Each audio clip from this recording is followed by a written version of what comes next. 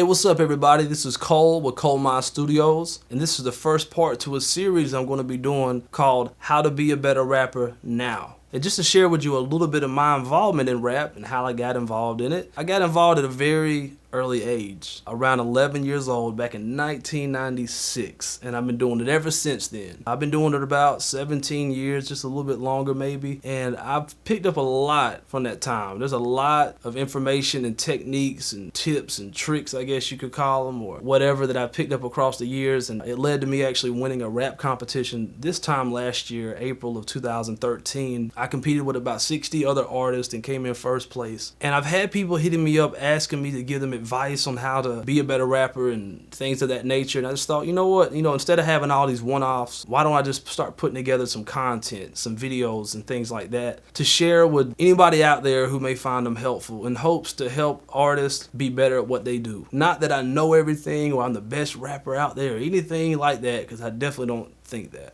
But rapping has become so popular. Once upon a time, everybody wanted to be a basketball player, a baseball player. Everybody wants to be a rapper, it seems like these days. And that's cool. But there's a lot of rappers constantly getting involved in it and just starting off, and they want advice and maybe some techniques on how to get them kind of on the fast track and ways they can improve. And I hope that's what this series does for you guys. And at the same time, I hope that I can learn from you guys as well, and we can learn from each other and just be better artists. No matter how long you've been doing something, you should always have the mindset that you always have room to grow. And even though I've been doing this as long as I have, I still have so much to learn, and I'm constantly trying to become better at my craft. So I hope this can kind of maybe structure some type of community where we can all start kind of learning off each other and support one another and just be better at what we do. Basically, this video today, I just wanted to touch on the basics. I'm not trying to get too deep into it yet, but I just wanted to break down a little history on where rapping came from and try to share with you just the basic bare bones of what rapping is. The word rap is actually a very old word.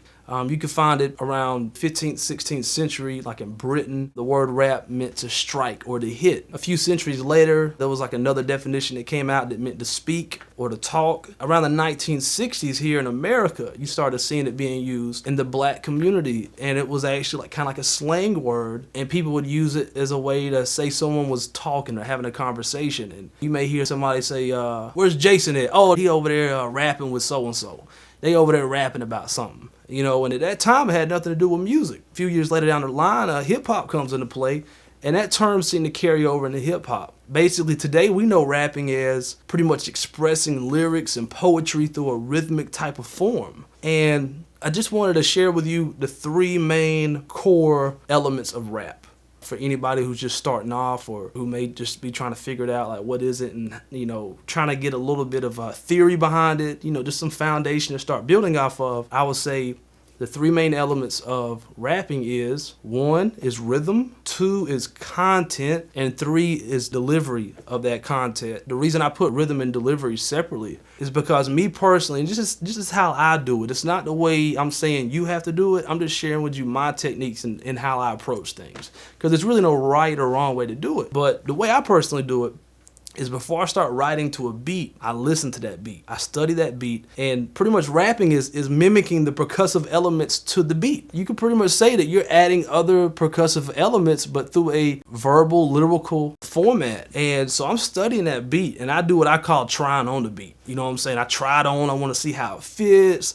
seeing how I can move around in it, if it's tight or if it's really spaced out, I got a lot of room to breathe and move. That's what I'm doing when I'm listening to that beat. I'm trying to establish a foundation that I can build the rest of that song off of. And I'm listening to that kick drum, I'm listening to that snare, that hi-hat, the cymbals, the bass line. I'm listening to all that, and I'm like, how can I complement that? How can I play off of that and maybe add stuff to it that's not even there? So that's kind of how I approach it. And then that leads me to the content, the writing of the song, kind of coming up with a theme or whatever my concept is. I allow the rhythm to drive me as I'm writing. I actually write in rhythm. When I'm writing, I'm actually figuring out how my words and the syllables I use and how big of a word or small of a word, all that's being used based on my rhythm. And as I switch my rhythm up, it continues to drive my content. And I gotta add this too, in the beginning when I'm doing that, trying to establish my rhythm, basically what I'm doing is I'm just mumbling a bunch of gibberish. I'm not even saying real words to the beat, basically. Trying to establish a flow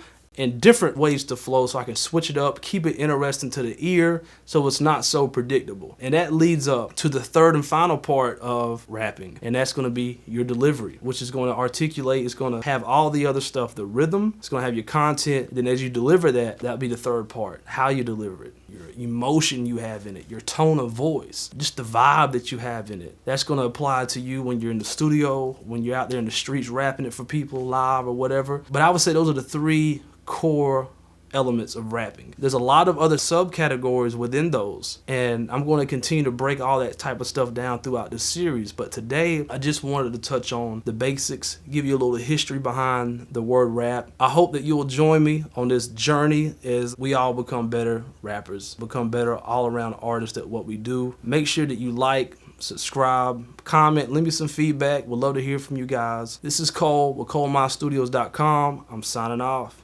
Peace.